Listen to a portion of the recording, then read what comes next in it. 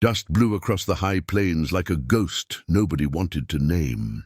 Cole Maddox tipped his hat against the sun, the brim shadowing eyes the color of storm clouds. He'd been a drifter, a card player, a tracker, a man with no anchor until the letter arrived naming him heir to a crumbling ranch at the edge of Blackthorn Valley.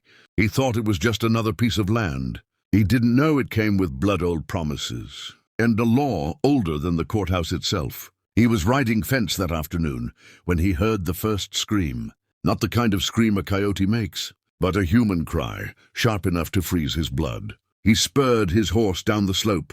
Dust and dry grass tore under hooves as he saw 3 figures running across the creek bed, 3 women in torn traveling skirts, pursued by 6 men on horseback with red scarves tied over their faces. Outlaws. Cole didn't think. His rifle came up like it had a mind of its own. One shot cracked the air, splintering a bandit's hat and scattering the gang. The women darted toward the scrub oak at the edge of the trail. Cole swung down, fired again, then shouldered the youngest of the women up onto his horse. "Ride," he barked. "Follow the fence line to the ranch house. Go!" The other 2 didn't argue. They scrambled onto their own, terrified. Mounts, small farm mares that could barely keep pace, and together they galloped toward the Maddox ranch. Behind them the outlaws regrouped, shouting curses that carried across the dry wind. By the time the 4 of them reached the weather-worn gates of the ranch, Cole's shirt clung to his back with sweat. He pushed the women inside the corral and slammed the iron latch. The gang skidded to a halt at the fence, glaring. One of them, a thick-set man with a scar running down his cheek, pointed a gloved finger.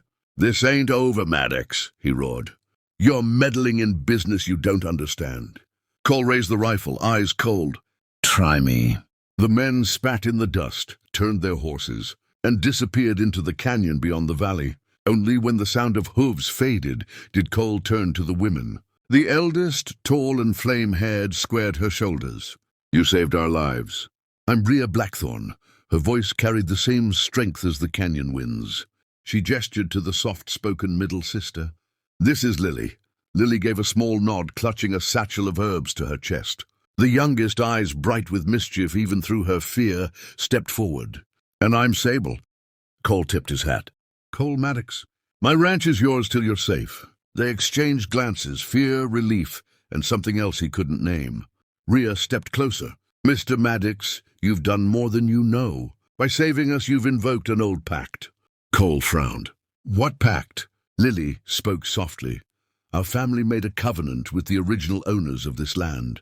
If the Blackthorn sisters were ever threatened, and a man from the Maddox line rescued them, he would be bound to us. Bound to marry all of us, to keep the valley under one name." Cole laughed once, short and humorless. "That's ridiculous. Ancient superstition." Rhea's green eyes flashed. "It's law here, written into the deeds and blessed by the tribal council generations ago.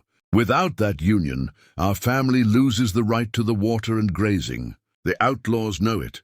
That's why they're after us." Cole felt the weight of the sky press down on him. He had only come west to start fresh. Now 3 pairs of eyes were on him, each different, one fierce, one gentle, one cunning, yet all expecting. He rubbed the back of his neck. "I didn't sign up for this." "No," Sable said with a grin that was part challenge, part plea. But you sure shot for it." Evening settled over the ranch house. The sisters moved through the kitchen like they belonged there, lighting lamps and laying out bread. Cole sat at the head of the rough-hewn table, his rifle leaning against the wall. He watched them, torn between irritation and a strange warmth he hadn't felt in years. Rhea poured him coffee. "We're not asking you to decide tonight. Just hear the full story. Tomorrow the judge from town will ride out. He'll show you the documents. If you walk away before the sun sets tomorrow, the valley is lost. And so are we," Lily added quietly. "And if the valley is lost, the outlaws will own everything. They'll kill us." Cole stared into the dark liquid in his tin cup. He remembered the men's threats at the fence. He remembered the way the sisters clung to one another under his arm. He remembered, most of all, the promise he'd made to his dying father to do right, even when the price is steep. Outside, coyotes called to one another under a silver moon. Inside, three sisters waited, their futures tied to a man who had been a drifter yesterday and might be a husband tomorrow. Cole set the cup down and stood. "I'll hear your story, but I don't make promises easy." Rhea's lips curved. "Neither do we." As the lamplight flickered, a low wind swept through the valley, carrying with it the scent of rain and gunpowder. Somewhere beyond the hills, the outlaw gang was regrouping, and inside the ranch house, an ancient law was waking from its slumber, binding stranger and sisters alike.